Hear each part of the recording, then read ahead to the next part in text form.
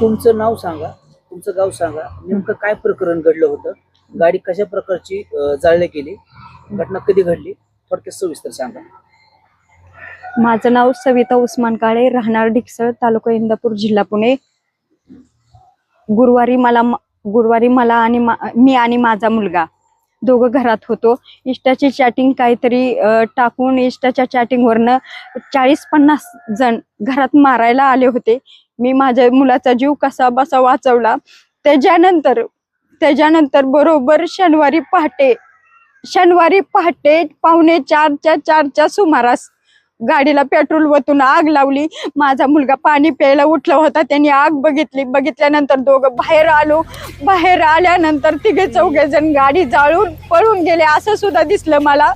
आणि मी भिगवण पोलीस स्टेशनला 112ला कॉल केला. त्याच्यानंतर सकाळी परत मी पोलीस स्टेशनला गेले. पोलीस स्टेशनला गेल्यानंतर बघू, चौकशी करू, ह्याला जाऊ.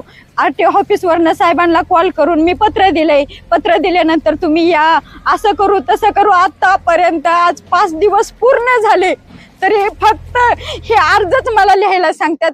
कसलीही चौकशी नाही, कसलाही कारभार नाही, कुठलाही आरोपी पकडलेला नाही. आता तुमची नेमकी मागणी काय आता पोलिसांना? एवढीच मागणी साहेब, फडणवीस साहेब, SP साहेबांना एवढीच मागणी. सुमित्राताई एक बहिणीची कळकळ आहे, बहिणीला एक दया करून सांगते की गाडी ज्यांनी पेटवली ते आरोपी माझ्या मुलावर अन्याय करायला, मारायला आलेले ते आरोपी तेच होते, गाडी जाळणारे पण तेच होते. दया करा, फक्त मला आणि माझ्या मुलाला न्याय मिळू द्या आणि मला ह्या गुंडांच्या तावडीतनं वाचवा. हे आमचा जीव घेणारे साहेब, विनंती करते, पदर पसरते साहेब, जीव वाचवा मला आणि माझ्या मुलाला. गाडी जाळली म्हटल्यानंतर मला आणि माझ्या मुलाला जाळायला ते लोक कमी करणार नाहीत साहेब.